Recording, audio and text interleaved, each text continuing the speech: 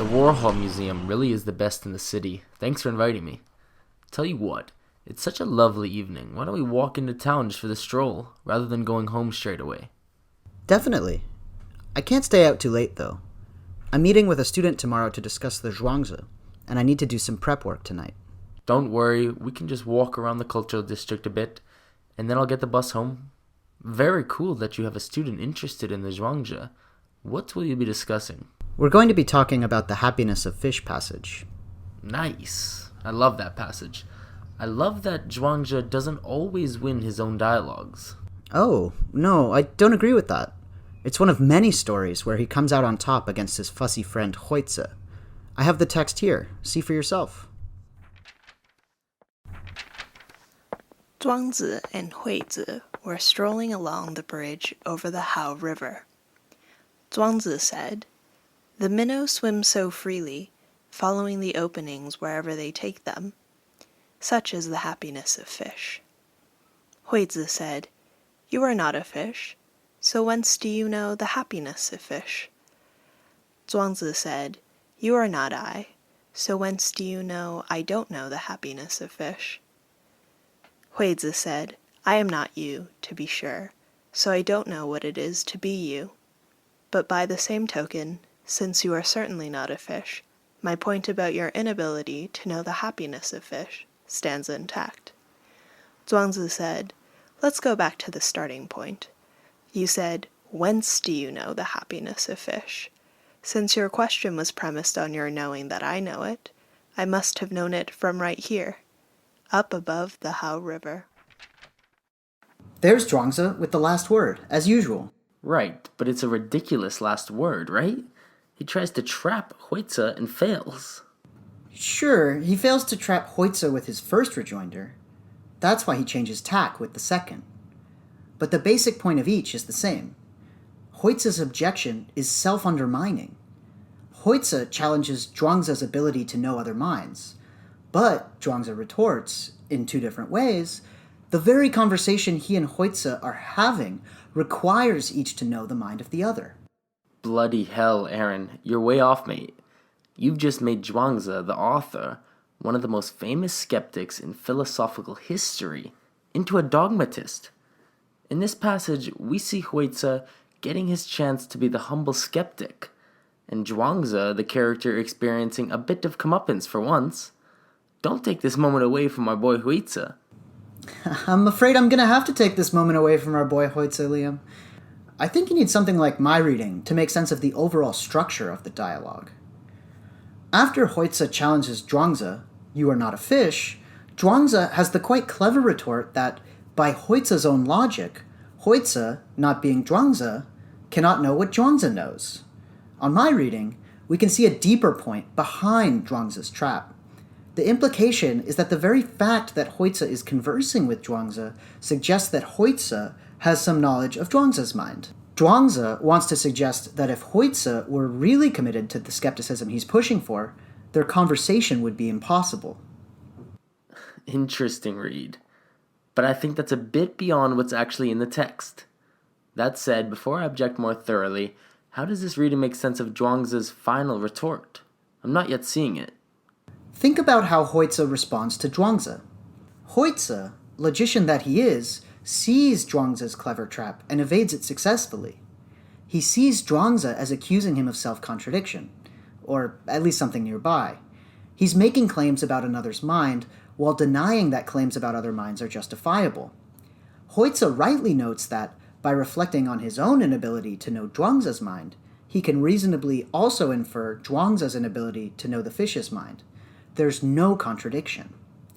I think we have to recognize that Huizi's reply to the logical trap is entirely adequate. He's not some undergrad who can be tricked into the truth. But, and here's where my reading really starts to help us, Huizi entirely misses Zhuangzi's underlying point. Zhuangzi, in his final reply, takes a step back and makes the point explicit. The very fact that you're talking to me implies you have some knowledge of my mind. And so, Zhuangzi continues, in just the same way, I can know the happiness of fish, and I can know it from here, above the Hao. I see where you're going with that, and we agree that Huizi successfully evades the trap, but it still doesn't make sense of why Zhuangzi, so thoroughly skeptical in so many passages, would suddenly be seen making a knowledge claim, and especially a knowledge claim about something so fraught as the preferences of other minds. Well, is Zhuangzi's skepticism really so thoroughgoing? I'd argue that many passages depict either Zhuangzi or other admirable figures as making knowledge claims about other minds. Indeed, I'd go so far as to say that Zhuangzi's ideal of the sage requires that one be able to understand the minds of others. Why is that? Consider the case of the 3 in the morning passage. In this passage, a monkey trainer gives the monkeys 3 chestnuts in the morning, telling them they'll get 4 in the evening. This makes the monkeys furious, and so the trainer decides to give them 4 in the morning and 3 in the evening. This delights the monkeys. Here is Zhuangzi's comments on this parable. This change brought them no loss either in name or in fact, but in one case it brought anger, and in another delight. He just went along with the thisness, relying on the rightness of the present this. Thus, the sage uses various rights and wrongs to harmonize with others, and yet remains at rest, in the middle of heaven the potter's wheel. This is called walking 2 roads. The monkey trainer exemplifies sage-like behavior here by walking 2 roads, by recognizing the inherent indifference between the 2 ways of distributing the acorns on the one hand, and by going along with the monkey's wishes on the other. Without getting too far into the weeds here, I think one lesson of this passage is that the ideal of going along with things requires, when the things are sentient, being able to understand what it is that those beings desire. But then what do you make of the numerous skeptical passages in the book on this reading? I want to suggest 2 things. First, these passages often establish a limited, targeted skepticism about what is desirable in itself, and not a skepticism about other minds. Second, I want to go even further and suggest that, in at least some cases, the arguments establishing this skepticism presuppose that people are able to know the contents of other minds. Consider what is, to my mind, one of Zhuangzi's most compelling skeptical arguments. Zhuangzi said to Huizi, Confucius went along for 60 years and transformed 60 times. What he first considered right, he later considered wrong. He could never know if what he presently considered right were not 59 times wrong. This argument nicely displays both points. First, Zhuangzi is quite explicit that what Confucius changes his mind about is what he used to call right. The target here is not fully general. Second, the argument itself presumes that we can know at least this much about Confucius's mind, that it changed. That's certainly suggestive, but you're treading on dangerous ground here, because that's an argument that threatens to prove a lot more than you want it to. After all, we change our minds about all sorts of things, not just about what's desirable in itself. Most pertinently, we certainly change our minds about what other people think, feel, and want, with some regularity. You're right that the passage by itself is merely suggestive of the points I want to make. And I am personally inclined to leverage such considerations in service of a much more thoroughgoing skepticism than I'm suggesting Zhuangzi intended. But again, I think the overall tenor of Zhuangzi's skeptical arguments, the use Zhuangzi himself makes of them, is limited in these ways. For another example, take Nogap's questioning of Baby Sovereign. Nogap asks, "Do you know what all things agree in considering right?" Baby Sovereign replies in the negative. How could I know that? Again, the targeting question is skepticism about finding a universal standard of right and wrong. And again, when we turn to the arguments for it, we again see that they presuppose knowledge of other minds. Baby Sovereign gives many examples. I'll mention just one. Monkeys take she-monkeys for mates. Elks mount deer. Male fish frolic with female fish.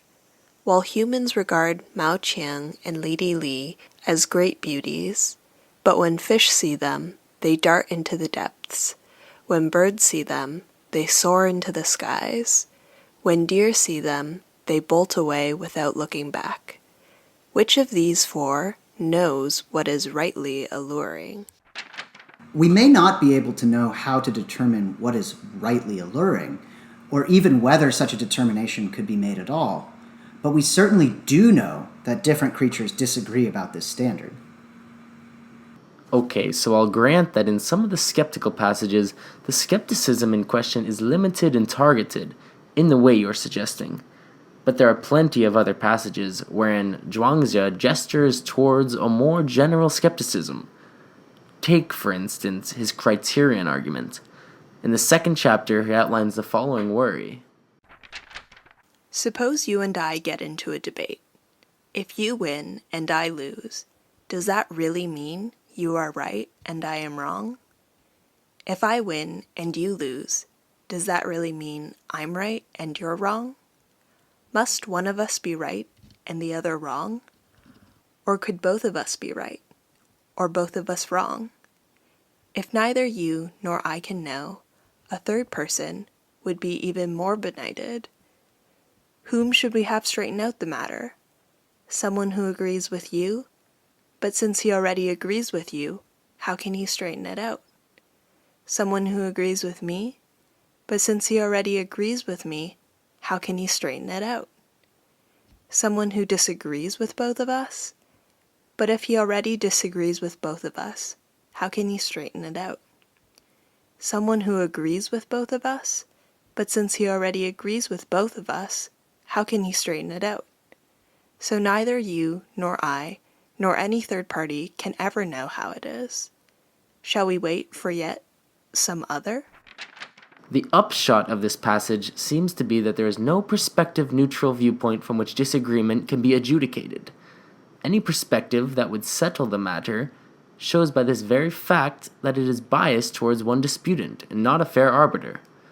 I note that Zhuangzi thus rejects the idea of something like a neutral or absolute perspective, which is definitionally just the correct one. Heaven's point of view is just one more point of view, on a par with all the others, on this reading. As such, when we encounter disagreement, we are left with no fair way of deciding which perspective is to be preferred. Whether or not this is persuasive as an argument, it seems on its face to be a quite general argument for skepticism in the face of disagreement, of which Zhuangzi and Huizi's disagreement would seem to be an instance. And this is far from the only such passage. Probably the most famous passage in the text is the butterfly dream. Once Zhuangzi dreamt he was a butterfly, fluttering about joyfully, just as a butterfly would. He followed his whims exactly as he liked, and knew nothing about Zhuangzi. Suddenly he awoke, and there he was, the startled Zhuangzi in the flesh. He did not know if Zhou had been dreaming he was a butterfly, or if a butterfly was now dreaming it was Zhou. Now surely Zhou and a butterfly count as two distinct identities, as two quite different beings. And just this is what is meant when we speak of transformation of any one being into another, of the transformation of all things. This seems to be exactly a classical dream argument for general skepticism, does it not? That's a tough one. I'm going to need to think more about the criterion passage. But I'll cover up my shame on that point by taking on the butterfly dream passage, which I read quite differently than you do. As Western post-Cartesians, it's only natural to read the butterfly passage as a Chinese version of Descartes' dream argument, directed at skepticism toward the external world. But I don't think that's really the fish that Zhuangzi is after in this passage. Consider how the passage ends. Now surely Zhou and a butterfly count as two distinct identities, as two quite different beings. And just this is what is meant when we speak of transformation, of any one being into another, of the transformation of all things. When Zhuangzi doesn't know whether he's Zhou dreaming he's a butterfly, or a butterfly dreaming he's Zhou, this is not so much a mark of skepticism, but of Zhuangzi's ability to move between the two perspectives, to know both his own mind and the butterflies. To put it bluntly, Zhuangzi doesn't know whose seemings he's having. That's an interesting reading, but does it get you what you really want? The butterfly is still a creation of Zhuangzi's own mind, or Zhuangzi of the butterfly's own mind, if you like. This doesn't really amount to a knowledge of other minds of the sort Zhuangzi seems to be claiming in the Happiness of Fish passage. Rather than knowledge of other minds, this is the ability to simulate multiple perspectives. I think Zhuangzi would challenge your sharp separation of the two cases. The butterfly passage comes from the second chapter, Equalizing Assessments of Things, as Zipporah translates it. In the very first passage from the chapter, we see a discussion between Sir Shoestrap of Southwall and Sir Swimmy Faceformed. Faceformed asks Shoestrap, "Who or what is this here? Can the body really be made like a withered tree? The mind like dead ashes? What leans against this armrest now is not what leaned against it before." Already, we start to see the slipperiness of identity. Shoestrap, at the time of questioning, is not the same man as he was before. And Shoestrap, in his answer, confirms this. "How good it is that you question this, Jan. What's here now is this: I have lost me." Now, I think we should read the butterfly passage, which closes the chapter, in this light. Zhuangzi, reflecting on his dream, has lost the knowledge of quite who he is, and the boundary between being himself and being some other thing. And as he notes, to be a butterfly is certainly different than to be Joe, has accordingly become unclear. Now, I'll grant you that this still doesn't amount to full-on knowledge of other minds. Sure. But anything that undermines the existence of strict boundaries around the self is necessarily going to undermine the idea that we have privileged access to our own seemings, but cannot know the minds of others. So I'd say the butterfly dream passage is actually supportive of the reading I've been pushing. I see, but I think this reading raises another puzzle about the passage. After all, the structure of the dialogue relies upon someone being mistaken about the content of another's mind. Zhuangzi if Huizi is right about the inaccessibility of the fish, or Huizi if Zhuangzi is right about the fish. It thus seems that the very dialogue itself is rather reliant upon the idea that we cannot so easily gain access to other people's mental states. What's more, as I say this, I'm struck by the fact that this is, after all, essentially what Huizi said to Zhuangzi in his rejoinder. Even if some of Zhuangzi's arguments succeed, the very fact that they must come paired with an error theory for Huizi still essentially relies upon the relative inaccessibility of other people's mental states. And if it's hard for Huizi to know what his lifelong friend and conversational partner has knowledge of, how much harder is it for Zhuangzi to know what the fish want? I think you're right. But this only cuts against a too strong reading of what Zhuangzi is arguing. Zhuangzi is not arguing that we can infallibly know the minds of others. Clearly not. He doesn't think we can infallibly know even our own minds. After all, if we could infallibly know our own minds, how could Zhuangzi ever be confused about whether he's Joe or a butterfly? Rather, what's going on here is a subtle debate over how to understand this fallibility. Huizi is pushing a thoroughgoing skepticism of a sort that turns on instituting sharp boundaries between individuals. Throughout the text, Zhuangzi breaks down those boundaries. So why shouldn't Zhuangzi know the happiness of fish? And to push the point a bit further, I'd push back against your claim that if Zhuangzi is right about the fish, Huizi must be wrong about Zhuangzi. After all, in Zhuangzi's final reply, he quite explicitly says that Huizi does know that Zhuangzi knows, even if Huizi is ignoring this fact to push his skepticism. Huizi's not wrong about Zhuangzi. Huizi is wrong about Huizi. Well, let's take this back to the start, and think again to the first and most natural guess as to why Zhuangzi takes the fish to be happy.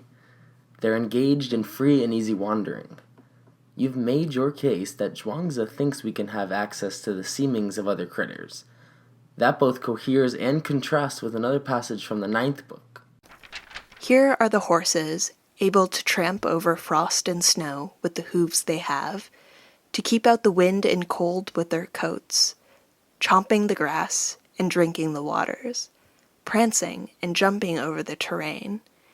This is the genuine inborn nature of horses. Even if given fancy terraces and great halls, they would have no use for them. Then along comes Bo Li, saying, "I am good at managing horses." He proceeds to brand them, shave them, clip them, bridle them, fetter them with crumper and martingale, pen them in stable and stall until about a quarter of the horses have dropped dead. Then he starves them, parches them, trots them, gallops them, lines them up neck to neck or nose to tail, tormenting them with bit and rein in front and with whip and spur behind. By then, over half of the horses have dropped dead. It coheres because, after all, the Zhuangzi author evidently takes themselves to know that Bo Le was wrong about what was good for the horses. But it contrasts because it also makes it clear that this can be opaque to people. Bo Le was entirely mistaken about what was good for the horses. Well, maybe Zhuangzi is best understood in the fish passage as making the mistake of Bo Le. The Zhuangzi character thinks the fish are happy to be engaged in free and easy wandering because, well, that's the sort of thing that Zhuangzi would like. He is making an all too quick inference from the sort of thing that seems from his particular human perspective to be a good life. And that's where he goes wrong. This, I think, also speaks to the ideal of the sage in the zookeeper passage. The sage doesn't need to understand why the monkeys register the morning-evening feeding regime as so very different. Indeed, from the sage's perspective, it's no real difference at all. But they get harmonious behavior by simply going along with whatever seems to work, understood as whatever seems to keep the monkeys from misbehaving, despite not knowing why it works. This is a model of successful action without knowledge, just the sort of thing one needs to be possible if one is going to advocate for the rather curious figure of a skeptical sage. And in this passage, it is Huizi who is more closely approximating the sagacious zookeeper than Zhuangzi. I can see the charge, though I'd resist it, that Zhuangzi is assuming that because he enjoys freely wandering, fish must also enjoy it. But I think your read of Zhuangzi as making the same mistake as Bo Le is far too strong. First, Zhuangzi is merely observing the fish, not improving them. Even if he's wrong about what he observes, it's a much more minor error. Second, we know that Bo Le's method is a problem because we can see the effect it has on the horses. They die. But we see no such ill effects on the fish. They are not showing signs of distress. And do you really think Zhuangzi would be depicted as so thoroughly oblivious in his own book? I mean, I do actually think an episode showing Zhuangzi making a mistake is what we would expect of Zhuangzi as an author. I'm reminded of the paradox of the preface, where an author who would defend each individual claim in their book nonetheless says, "I am sure some mistakes are to be found in this book," in the preface. Whatever one thinks of the logic or epistemology of such a situation, I feel quite sure that the authorial persona that shines forth in this text, despite the fact that it certainly does not correspond to one real person for the whole book, would absolutely delight in this paradox. They would never want you to read the book and come away thinking they never made a mistake, and would delight in some proof that a mistake in the text is inevitable. In fact, there is a story in the book which seems to involve a paradox of the preface-esque situation.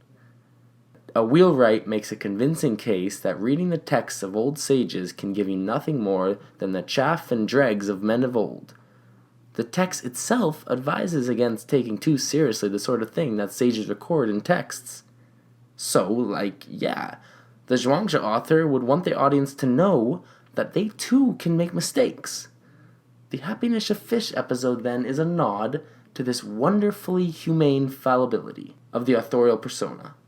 They make an overconfident claim, attempt but fail to dodge Huizi's charge against them, then, when it is apparent their trap failed, they more or less just shrug it and laugh it off, giving a jokey non sequitur to move the conversation along. Yes, I'll grant that what we are discussing here is only the dregs of a long-distant conversation. And I'll grant as well that we have good reason to think Zhuangzi fallible. But I have two concerns about this interpretation of yours. First, I think the wheelwright passage points to a different sort of fallibility than you indicate. To say that the writings of sages are dregs is to say that they are of limited value. It is not to say that they are wrong. They are of limited value because in writing they become fixed, detached from the perspective of their initial utterance. What is a living action in a particular context risks becoming a Confucian rite if stripped from that context. What is a living response to a particular interlocutor risks becoming a stultifying dogma if set down in text. Writings of sages are the dregs of sages, of people who genuinely got something right. They are dregs because from the text itself, we cannot extract what it is they got right. So to use the wheelwright passage as giving us reason to expect to see Zhuangzi failing seems to me a stretch. Second, and relatedly, even granting Zhuangzi's fallibility, I think you're going too far, depriving him of the serious point he wants to make. Zhuangzi isn't simply giving a jokey non sequitur, as you put it. His final reply at least appears to make a serious point, one compatible with him being fallible. It is often remarked that Huizi asks his question in a strange way, using the word an. Not so much how do you know, but whence do you know? And Zhuangzi ends by answering this question, detailing the perspective from which he knows the happiness of fish. He knows it from here, above the river Hao. Ah, come now. We can't go around making excuses for Zhuangzi's silly answers and mistakes like this. I don't think he'd want us to do that either. The silliness is part of the point he's trying to make. But Liam, you are not Zhuangzi. Whence do you know that Zhuangzi wants us to recognize his fallibility? Well, I guess I'm just trying to treat this text like I would any other. And, while of course I acknowledge that I am fallible, I do think at least some ability to do something like Gracian intent detection or attribution is an important part of ever recognizing the meaning of an utterance. I think Zhuangzi wants us to recognize his fallibility because his intent to do this, and his desire that we recognize this intent, would make sense of this and other passages throughout the text. But Liam, look, you've just granted Zhuangzi's point. The very fact that we're having this conversation, that we're able to interpret Zhuangzi, despite a distance of thousands of miles and thousands of years, shows that we can know something about the contents of a distant mind. To be sure, this knowledge is fallible for reasons Zhuangzi helps us diagnose. For one, we have only the dregs of Zhuangzi and not the man himself. And of course, the two of us disagree, and perhaps Zhuangzi is right about the impossibility of resolving disputes.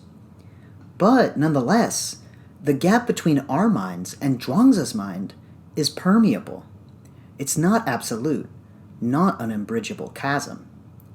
Were Huizi simply noting that Zhuangzi's knowledge of the happiness of fish is fallible and uncertain, that would be fine, but that's not what he does.